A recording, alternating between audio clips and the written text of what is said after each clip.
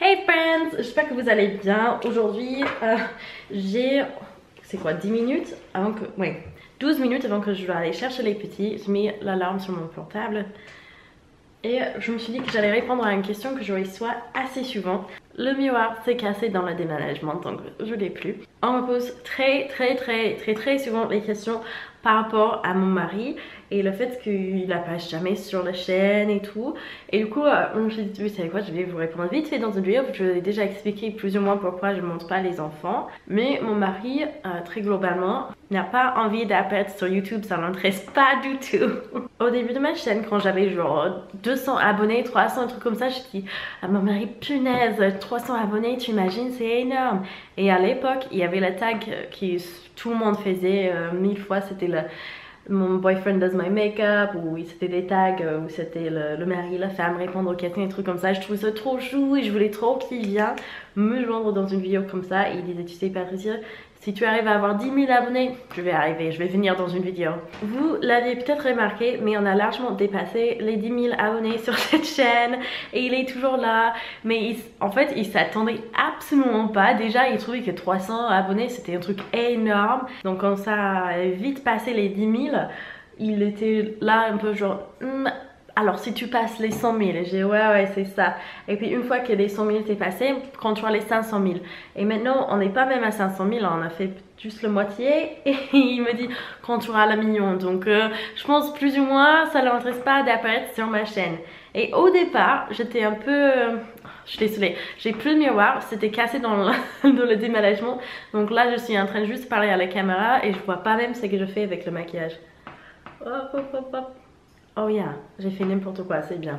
Au départ, je voulais à tout prix qu'il soit dans une vidéo, je voulais le convaincre un jour et tout. Mais maintenant, le plus que le temps passe et le plus que je vois comment ça évolue sur ma chaîne et comment ça évolue pour d'autres couples, youtubeurs, etc., ça me donne de moins en moins envie. J'ai toujours un peu envie. S'il voulait être dans une vidéo, je serais partante. Mais pour vous dire à quel point il n'a pas envie d'être dans une vidéo, on nous avait offert 3 000 € pour qu'il fasse une vidéo avec moi, 3 000 € et il a dit quand même non. Donc pour vous dire à quel point ça l'intéresse pas. Mais au-delà de ça, j'ai remarqué qu'il y a des couples qui réussissent trop bien à garder la ligne entre couples. Attends, est-ce que mon cou est... mon visage et mon cou c'est pas la même couleur. Super Patricia. Je vais mettre un coup comme ça.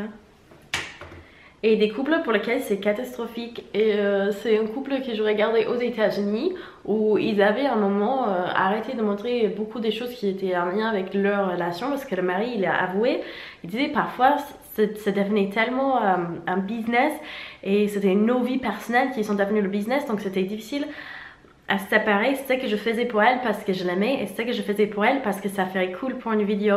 Il disait parfois je me rendais compte que je faisais des vidéos où j'allais nous faire un date super cool, j'allais lui offrir un super cadeau, mais c'était pas dans l'objectif ah tiens ce cadeau ça ferait trop plaisir à ma femme, c'était ah tiens si je offre ce cadeau à ma femme, les abonnés ils vont tous dire oh c'est trop mignon et être tout content.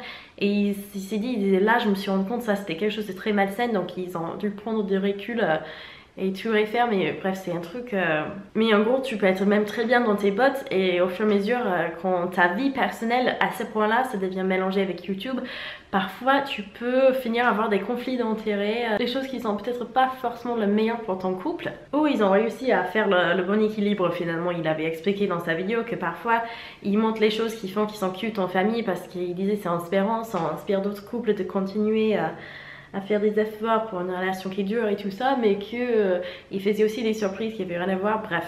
Et il y a tout ça à prendre en compte.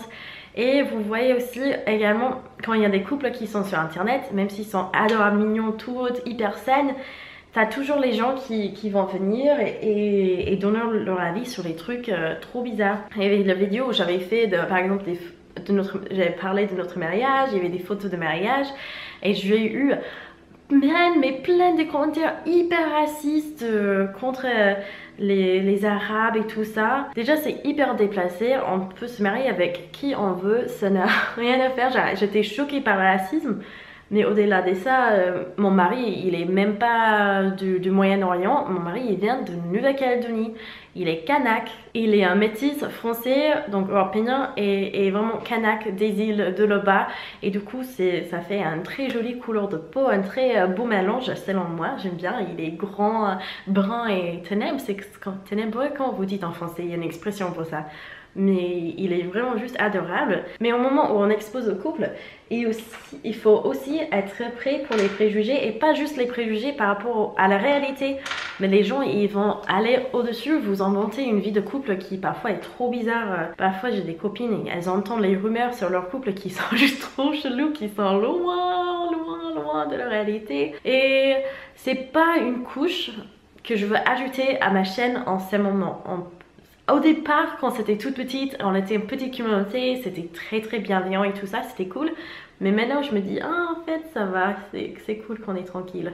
Je pense pour mon chéri aussi, ce qui lui fait vraiment flipper, c'est le truc qui le met le plus mal à l'aise, c'est qu'il est assez introverti, assez timide, et il veut pas que les gens le reconnaissent à son travail ou dans la rue, etc. Il disait que ça lui mettrait trop mal à l'aise. Et il faut se dire aussi que YouTube, c'est vraiment pas pour tout le monde. Il y a des personnes pour le... Attends, je vais voir l'heure. J'ai 3 minutes qui me restent. Il y a des personnes... Moi, je suis... je sais pas comment on dit ça. Une introverte qui est extrovertie. J'ai trouvé ça sur Internet. Je pense que ça me décrit plutôt bien. Donc, de rencontrer les abonnés dans le rue et tout, ça me fait méga plaisir. Mais comme on disait, c'est pas pour tout le monde. Et même moi, j'ai un certain niveau d'abonnés, j'ai un chiffre d'abonnés dans ma tête où je veux arriver à avoir cette chiffre, parce que pour moi ça veut dire que c'est une carrière plutôt stable, mais je ne veux pas trop le dépasser, parce que si je dépasse cette chiffre qui est dans ma tête, il y a un point de non-retour en fait. Au-delà d'un certain chiffre d'abonnés, c'est plus difficile de revenir dans la vie courante quoi. Par exemple, là, si Enjoy Phoenix a décidé du jour au lendemain qu'elle veut plus faire YouTube, ça va être difficile pour elle de redevenir anonyme. Donc moi, à mon niveau, si je décide du jour au lendemain que bon, c'est bon, tu sais quoi, finalement YouTube c'est trop compliqué, j'ai galère trop pour avoir un salaire régulier, tout ça, je peux m'arrêter du jour au lendemain. Et il y aura 2-3 personnes dans 2 semaines qui vont dire « Oh, elle a disparu, Patricia, où elle était partie ?» Et puis, la majorité vont tous m'oublier. Bon, l'alarme sonne, mais je n'ai pas encore fait mon mascara. Pour vous dire toute ma vie, là, j'ai des allergies de malade qui m'embêtent. On dirait que je vais pleurer, mais je dois juste me boucher, c'est glamour. Mon mari, il n'est pas même sur les réseaux sociaux aujourd'hui. Il n'a pas un compte Instagram. Je lui avais convaincu de faire un compte Twitter, mais il s'est inscrit pour regarder des trucs de foot. Il a regardé pendant 2-3 jours et il sait même plus son mot de passe. Il est jamais, il s'est jamais reconnecté quoi. Cependant, quand on était à Lisbonne, il a filmé beaucoup des parties du vlog et ça lui a énormément plu. Il s'attendait pas que ça lui plaise autant et il était trop content de le faire. Donc je pense si jamais il allait venir sur ma chaîne, ce serait plus dans une capacité derrière l'appareil photo, parce qu'il est trop timide pour être devant en fait. Voilà. J'avais fait une vidéo quand j'étais enceinte, genre énormément enceinte, c'est tout à la fin de grossesse, avec les astuces de ménage et tout ça. Et c'était une vidéo qui durait pas très longtemps et c'était juste vraiment, je parlais des 5 astuces ou je sais plus, même je vous mettrai le lien en barre d'infos. Et j'ai eu énormément de commentaires des personnes. Ah non, mais comment ça ton mari te fait nettoyer pendant que tu es enceinte et tout ça. Mais il faut vraiment comprendre, quand vous ne voyez pas mon mari, ce n'est pas parce qu'il m'aide pas ou qu'il fait plus de ceci ou moins de cela. Il veut pas être dans les vidéos tout court. Donc je vais pas le forcer d'être dans une vidéo juste pour pousser un message comme quoi il faut que le ménage soit équilibré dans un couple. Je vous dis tout de suite, le ménage de notre couple, ce n'est pas du tout équilibré. Lui, il fait peut-être 70% et moi je fais 30% parce que lui, il fait beaucoup mieux que moi. Il est aussi beaucoup plus maniaque que moi. Voilà. Maintenant, vous savez plein de choses sur nous. Je vous aime très fort et j'ai hâte de vous voir dans une prochaine vidéo. Ciao!